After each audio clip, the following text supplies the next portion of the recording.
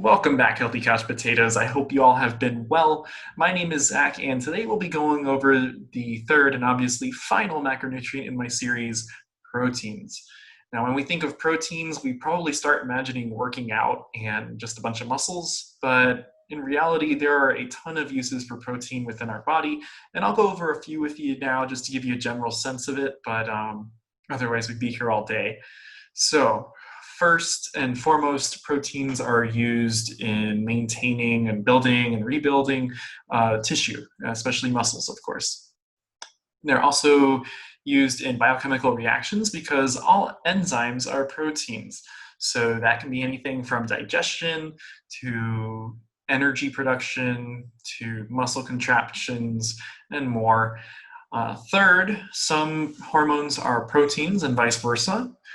And fourth, proteins can be used, fibrous proteins can be used in the structure and strength of our organs. And this is especially true for hair and nails.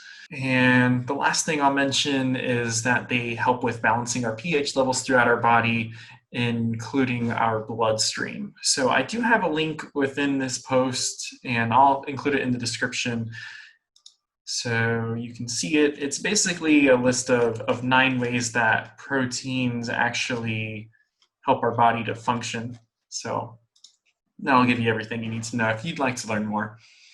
So the main focus of this video is to be going over the sources of protein as well as the amount that we should be looking to consume to maintain our health and even build some muscle.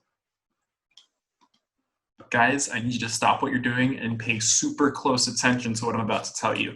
I've been going over this specific scientific article regarding macronutrients, and it looks like if you don't click like on this video and subscribe, as much as 70% of the protein that's currently in your body will instantaneously become trans fat, and you will simultaneously suffer both a heart attack and gain diabetes. So just click like, click subscribe, and we can move on, and nobody has to die.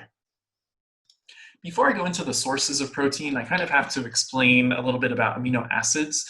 Now, amino acids are the building blocks of protein. Basically, what proteins are long chains of amino acids, and when we consume them, we break down the proteins, get the amino acids, and rebuild them into different proteins as our body sees fit. So there are 20 amino acids that our body uses regularly, and 11 of them are actually amino acids that we can produce ourselves within our body. So we don't have to go looking for them in food sources. Or consequentially, these 11 amino acids, 5 of them are considered non-essential, and 6 of them are considered conditionally essential. Now, the other 9 are considered essential, again, because we have to find them in our own diets rather than produce them ourselves.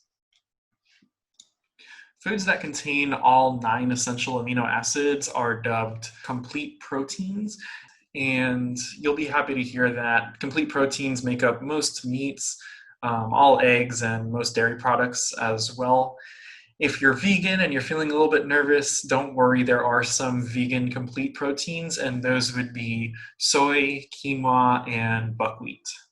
Now, keep in mind as a vegan that plants are less protein dense than meats, so you're going to end up consuming a lot more servings of those to get the needed daily protein in your diet. So what I recommend if you're struggling with that in your diet is to just get some protein supplements. And one type of protein that's really common in plant supplements is going to be soy protein isolate. I would highly recommend looking for that in any of your supplements as a vegan, just to make sure you are getting complete proteins rather than like pea protein or something along those lines. Before I move on, I definitely have to caution you all about soy. It does have some estrogenic properties, and if you're consuming it in the wrong way, it could be catastrophic to your hormonal health. So just be careful. Like I said, soy protein isolate is completely fine. And other things like tofu will be fine with some processing, but there are other things like soy milk that will just not be good at all for you, even in small amounts. I just can't caution you guys enough about it.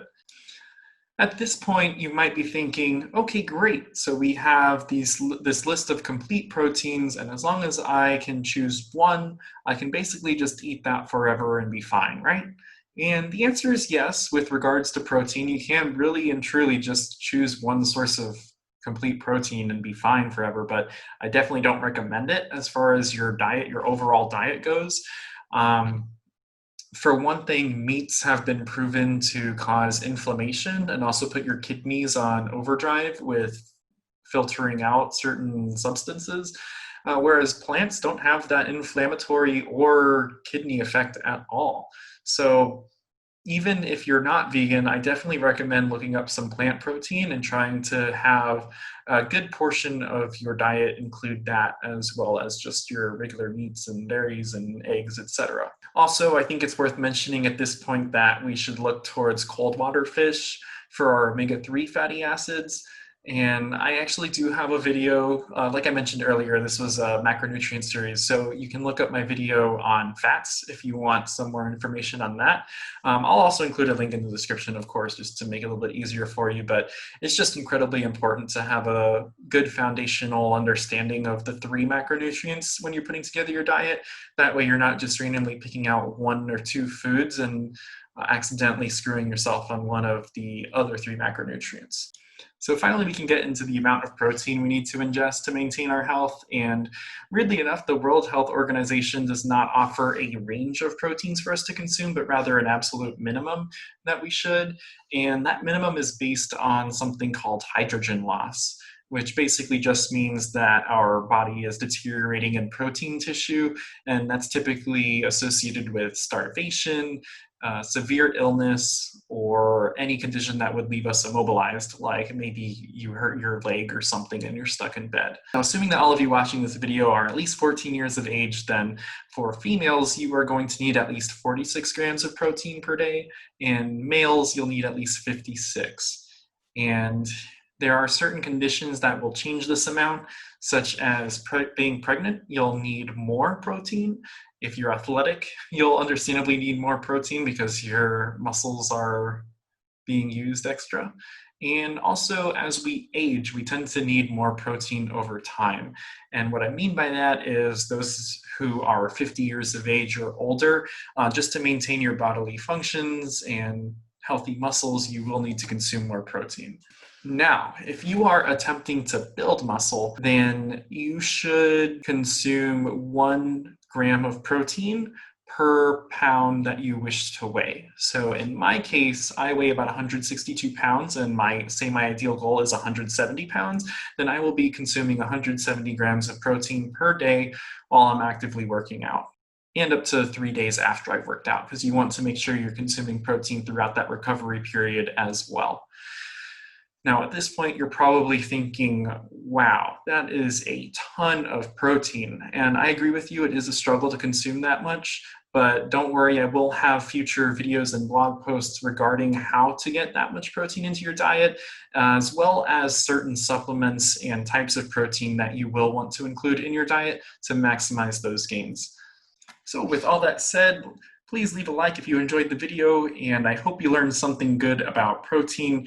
Now that you know what it takes to build some muscle, I just have one last thing to tell you all.